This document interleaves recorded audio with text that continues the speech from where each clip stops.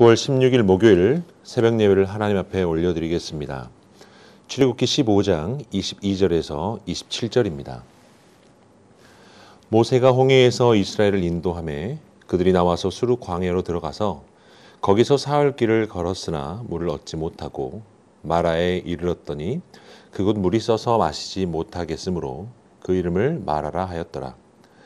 백성이 모세에게 원망하여 이르되 우리가 무엇을 마실까 하매 모세가 여호와께 부르짖었더니 여호와께서 그에게 한 나무를 가리키시니 그가 물에 던지니 물이 달게 되었더라.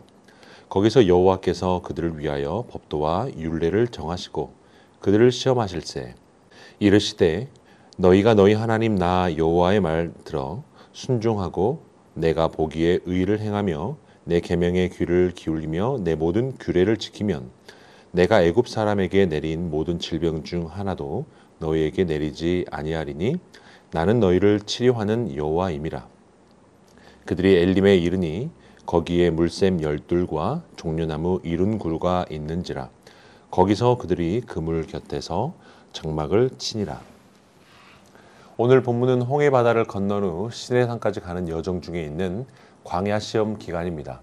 그 행진 중에 반복적으로 불평하고 그때마다 요구를 들어주시는 하나님이 등장하십니다. 이스라엘 백성에게 홍해 바다는 아주 큰 문제였습니다. 이스라엘 백성은 그 큰 문제만 끝나면 아무 문제가 없을 것이라고 생각했습니다. 승리를 찬양하는 기쁨은 마라의 쓴물 앞에서 탄식으로 변하고 말죠. 22절 말씀 보니까 모세가 홍해에서 이스라엘을 인도하매 그들이 나와서 수르 광야로 들어가서 거기서 사흘 길을 걸었으나 물을 얻지 못하고. 그들은 수르 광야에서 직면한 문제는 물 문제였습니다. 사흘 길을 걸었지만 물을 얻을 수 없었던 것이죠. 물은 생존과 밀접한 관계가 있습니다. 그런 까닭에 물을 얻지 못했다는 것은 심각한 문제입니다. 결국 마라에 이르렀는데 그 만나는 곳은 쓴물이었습니다. 다시 난관에 부딪힌 것이죠. 23절 보니까 마라에 이르렀더니 그곳 물이 써서 마시지 못하겠으므로 그 이름을 마라라 하였더라. 이스라엘 백성은 이집트에서 몸은 자유의 몸이 되었지만 마음은 노예 상태였습니다. 주변이 광야가 아니라 마음 상태가 광야였던 것이죠. 하나님은 모세를 통해 이스라엘 백성을 광야로 이끌어 시험하시는 것은 이스라엘 백성을 성장시키고 성숙시키기 위함이었습니다. 하나님은 우리가 얼마나 편안하게 사는 것보다 얼마나 성장하고 있는가에 대한 관심이 많으십니다. 하나님은 우리가 광야를 얼마나 빨리 통과하느냐보다 광야를 어떻게 통과하느냐에 관심이 있으십니다. 하나님은 우리가 광야를 통과하면서 어떻게 성장하고 얼마나 성숙하느냐에 관심이 있는 것이죠. 하나님은 우리가 직면한 문제를 얼마나 쉽게 빨리 해결하느냐보다 어떻게 문제를 해석하고 반응하느냐에 관심이 있습니다. 이스라엘 백성에게 광야는 변장된 축복의 장소였습니다. 광야에서 이스라엘 백성은 이집트 노예에서 제사장 나라로 바뀌어져 가는 곳이었습니다. 광야에서 이스라엘 백성은 패배자와 같은 삶에서 기적의 삶을 경험하는 곳이었습니다. 광야에서 이스라엘 백성들은 이집트의 왕의 인도함에서 하나님의 인도함을 받는 곳이었습니다. 광야에서 이스라엘 백성들은 이집트 성전이 아닌 하나님이 거하시는 성막을 짓는 곳이었습니다. 광야에서 이스라엘 백성들은 바로의 말을 듣는 것이 아니라 이제는 하나님의 말씀을 받게 되었던 것이죠. 광야는 조용한 곳이고 고요한 곳입니다. 광야는 고독한 곳이고 외로운 곳입니다. 하지만 광야는 하나님의 음성을 듣는 곳이고 하나님의 기적을 누리는 곳이고 하나님의 인도함을 받는 곳이고 하나님의 말씀만 들리는 곳이기도 합니다. 광야에서 우리 마음은 가난해지지만 하나님의 임재로 부유한 곳이 되는 것이죠. 그렇기 때문에 광야는 버려진 곳이 아니라 축복의 장소입니다. 하나님의 임재를 경험하는 지성소와 같은 곳이기도 합니다. 우리를 광야로 이끌어 가시는 것은 우리를 버림이 아닌 안아주심인 것이죠. 성도님들께 권면을 드립니다. 우리가 난관을 만나고 광야 앞에 섰을 때 원망의 반응을 멈춰야 합니다. 이스라엘 백성들은 3일 전 하나님을 찬양하고 모세를 우러러 보았는데 겨우 3일이 지났는데 마라의 쓴물을 만나니까 원망을 합니다. 3일 전과 3일 후가 너무 다른 것이죠. 무슨 문제 앞에 남탓을 했던 것입니다. 여러분의 삶의 지금의 난관과 광야는 원망하는 곳이 아니라 기도하는 곳이 되기를 축복합니다. 모세가 홍해 앞에서 바로 왕과 애굽 군대로 인해 두려워하고 원망할 때 하나님을 바라보고 기도했죠. 출애굽기 14장에 보면 모세가 백성에게 이르되 너희는 두려워하지 말고 가만히 서서 여호와께서 오늘 너희를 위하여 행하시는 구원을 보라. 너희가 오늘 본 애굽 사람을 영원히 다시 보지 아니하리라. 우리의 믿음이 미숙하면 원망하게 되고 믿음이 성숙하면 기도하게 됩니다. 예레미야 33장에서도 너는 내게 부르짖으라. 내가 내게 응답하겠고 내가 알지 못하는 크고 은밀한 일을 내게 보이리라. 여기서 부르짖자는 의미는 소리를 고래고래 지르는 것이 아니라 찾는다의 의미입니다. 은혜를 구하는 마음이 열리고 영적인 눈이 열리면 주님의 은밀한 일을 보고 하나님의 인도함을 받고 구원의 길이 보일 줄 믿습니다. 지금 상황이 견디기 힘든 상황에서도 조금만 더 가면 엘림의 물샘 열둘과 종려나무 이른 구루가 있습니다. 조금만 더 인내하면 엘림이 있는 것이죠. 조금만 더 견디면 엘림이 있습니다. 조금만 더 기다리고 참으면 주님의 은혜가 기다리고 있는 것이죠. 27절 보면 그들이 엘림에 이르니 거기에 물샘 열둘과 종려나무 이른 구루가 있는지라 거기서 그들이 그물 곁에 장막을 치니라. 청교도 인사법 하나를 소개하고 설교를 마치려고 합니다. 그들이 믿음 때문에 당시 사회 속에서 많은 고난을 받고 오해당하고 핍박당하고 소외당하는 고통의 삶을 견디는 시절 그들은 이렇게 인사를 했습니다. 가장 좋은 것은 아직 오지 않았습니다. 삶이 힘이 들 때 자신에게 인사할 수 있겠죠. 가장 좋은 것은 아직 오지 않았습니다. 광야의 길을 걷고 고단하게 살아가고 있는 이웃들을 보면서 조용히 다가가 인사할 수 있습니다. 가장 좋은 것은 아직 오지 않았습니다. 다른 말로 바꾸면 우리는 아직 엘림에 오지 않았습니다.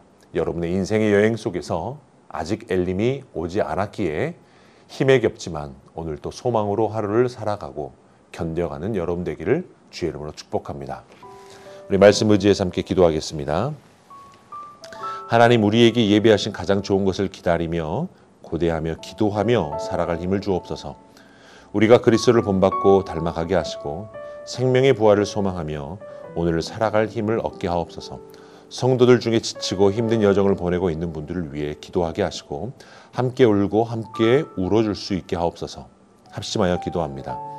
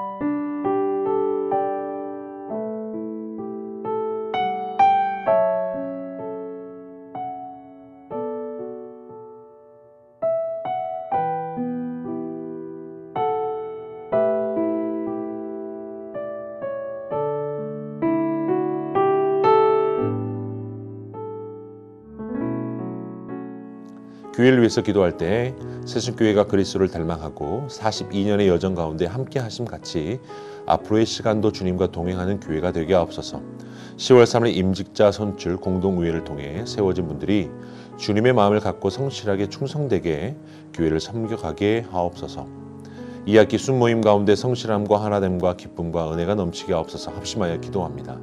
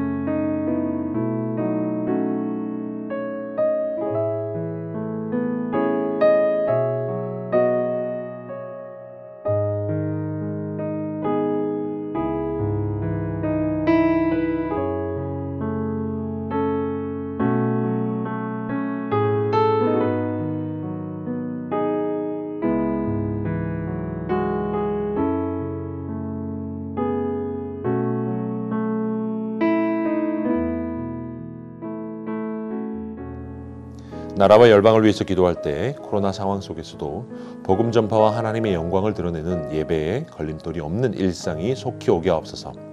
힘있고 경제력 있는 나라에서 가난하고 약한 나라에게 백신을 공정하게 나눌 수 있는 넉넉한 마음을 주옵소서. 한국교회가 영적인 은혜가 넘치게 하시고 교회를 사랑하는 마음, 사명과 소명과 주를 위한 교회들로 든든히 세워져 가게 하옵소서. 합심하여 기도합니다.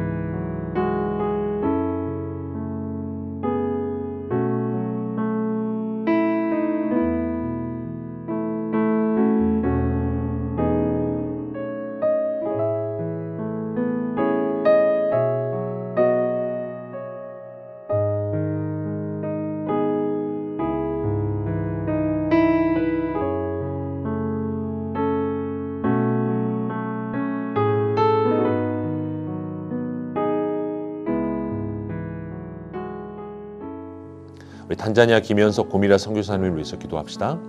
마리우 교회 건축이 아름답게 마무리되고 그 지역의 주님의 말씀이 바로 서는 교회가 되게 하옵소서.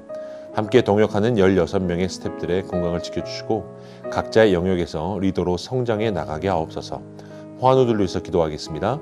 임종채 집사님, 김민혁 형제, 김평수 집사님, 김인혜 집사님, 김영자 권사님, 김찬준 집사님, 정승우 권사님, 김봉당 권사님, 조금열 집사님, 최혁기 성도님, 정성혜 집사님의 어머님, 김광순 집사님, 이길태 집사님을 위해서 우리 합심하여 기도하겠습니다.